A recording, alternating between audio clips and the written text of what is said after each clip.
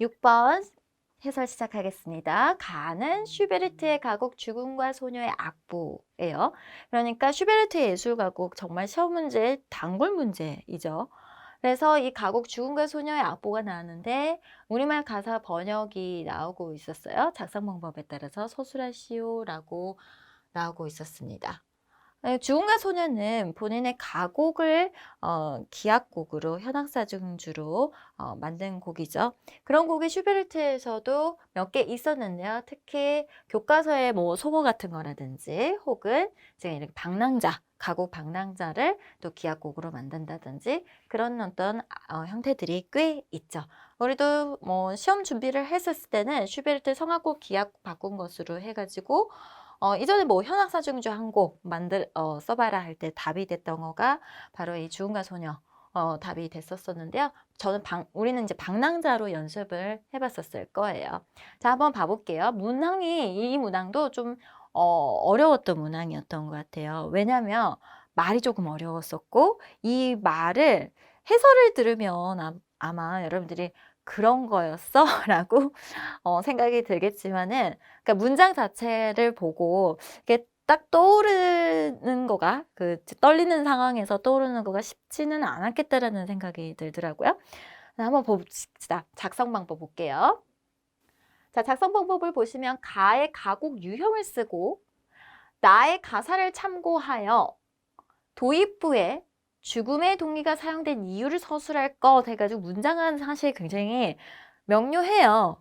명료한데 이제 첫 번째 여러분들이 가곡의 유형을 쓰고 라고 했었을 때 일단 여러분들이 기본적인 어떤 개념 왜 이게 슈베르트 가곡이 나오면서 가곡의 유형을 물어보면서 지금 가사를 참고하여 도입부 이게 사실은 출제자가 우리가 이런 어떤 스킬도 알아야 되는 거예요. 출제자는 이 문장을 하나를 이렇게 낱개로 끊어내지 않고 작성 조건을 만들 때 낱개로 끊어낸 것이 아니라 하나의 문장으로 만들었던 이유가 있어요.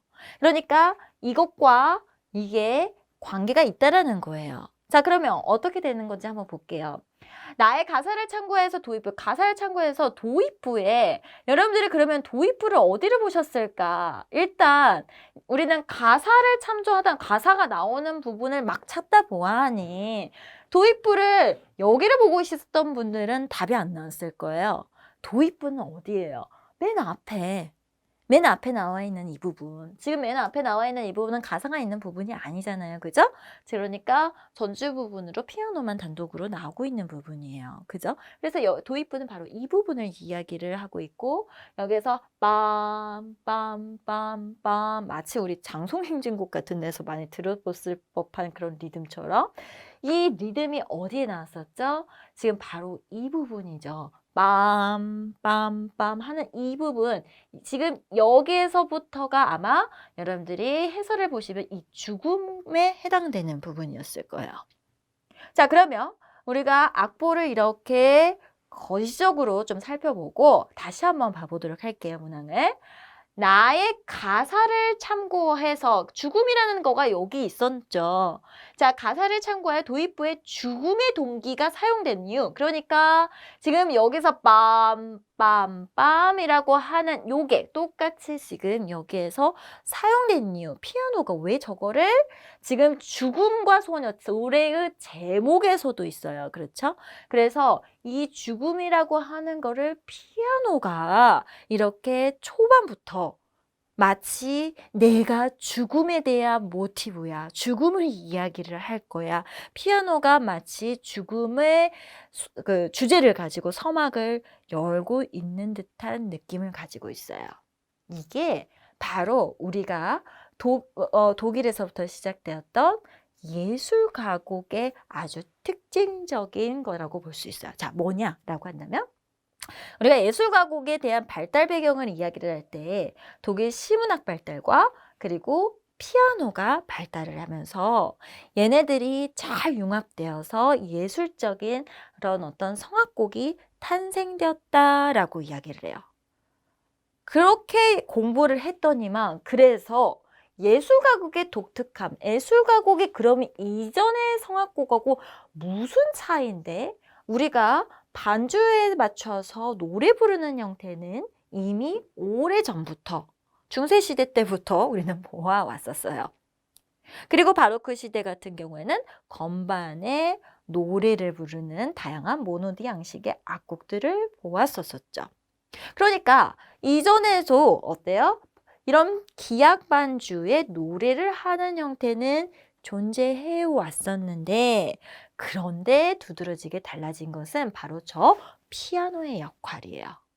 우리가 앞에서 리스트와 그 다음에 쇼팽에서 피아노의 어떤 기법, 피아노가 발달을 하게 되면서 피아노가 굉장히 많이 발달한 시대가 바로 낭만 시대라고 했던 거 지금 앞에서도 우리가 보아왔었죠. 마찬가지 지금 이 예술 가곡에서 우리가 중요하게 봐야 될 포인트는 바로 무엇이냐? 이전의 성악곡은 반주부 역할에 머물렀던 것이 이제는 성악과 동등한 어떤 위치로 그 주제적인 어떤 분위기를 묘사하더라라는 것이 바로 예술가곡이 이전과의 차이점, 확연하게 다른 점. 그래서 와, 아트송이다. 예술가곡 아트송이라고 했다고 해요. 그래서 예술적이다. 예술가곡이라는 명칭이 붙더라라는 거예요.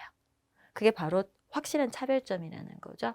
그래서 정말 간단한 예술 가곡을 쓰는 거였어요. 이거 모르시는 분들 없었을 거예요. 그런데 이걸 유형을 쓰라고 하니까 시의 노래와 선율 간의 어떤 관계성을 가지고 써야 되는 유절 형식이라든지 통절 형식이라든지 어떤 그런 시의 형식 구조를 근거해서 써야 되는 그런 답안을 쓰셨던 분들 상당히 계셨던 것 같아요. 요번 시험이 어려웠던 포인트가 바로 이런 부분들인 것 같아요. 알고 있죠. 우리 모르는 거 아니었어요. 근데 우리가 몰랐던 건 뭔지 아세요? 예술 가곡이 왜 예술이라는 이름이 붙여졌고 그것이 시대적인 배경과의 관계가 어떻게 되고 이전과의 차이점이 어떤 건가라는 거를 확실하게 알아야 된다는 거죠.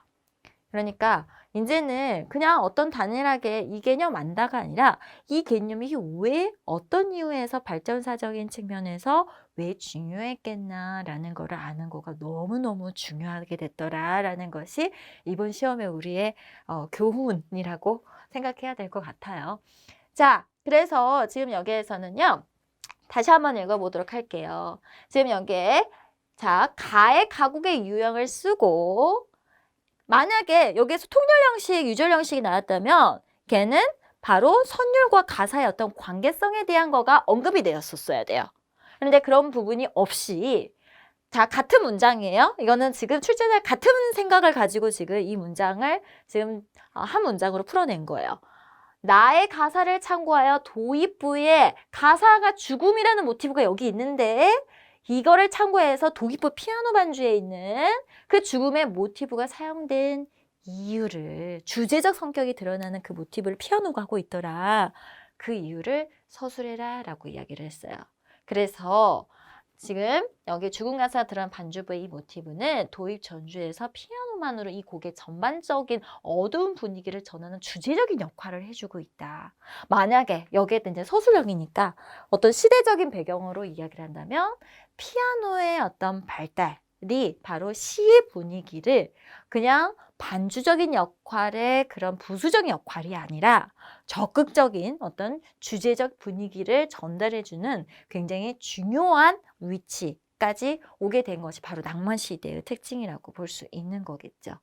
자, 그래서 그런 부분들을 지금 문제로 냈던 거고요. 그 다음에 소녀와 죽음에 대비해서 보여주는 노래 성부의 특징을 자, 이런 것도 이런 문제 이번에 굉장히 많았어요.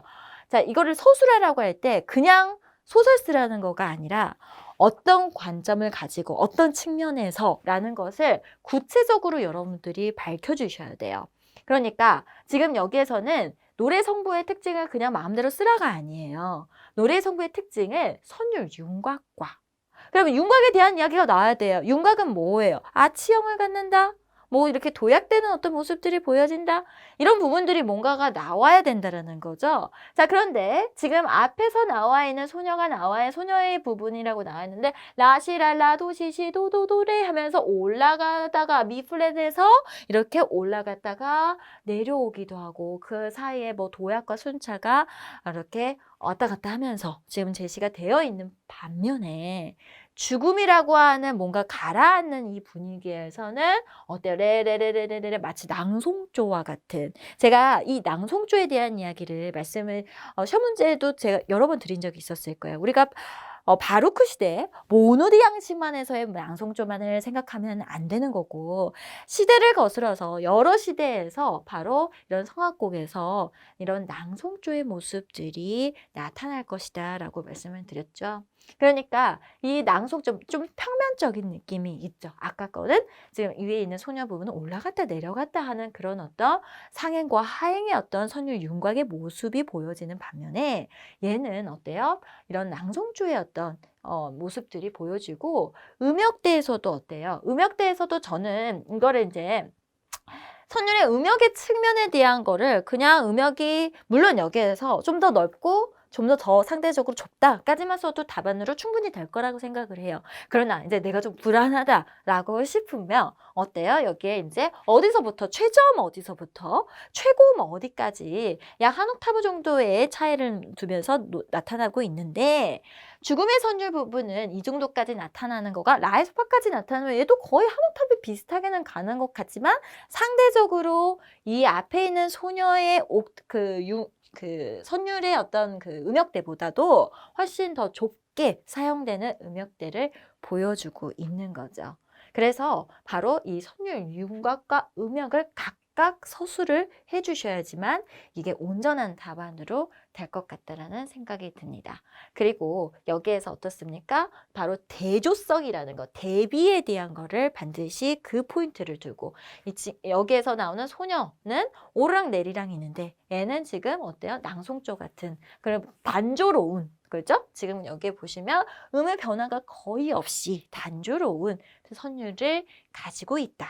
그 다음에 여기에선 이렇게 그 옥타브의 차이를 두면서 넓은 음역대인데 상대적으로 좁다라는 대비의 관점을 가지고 서술을 해주시는 거가 필요하겠죠.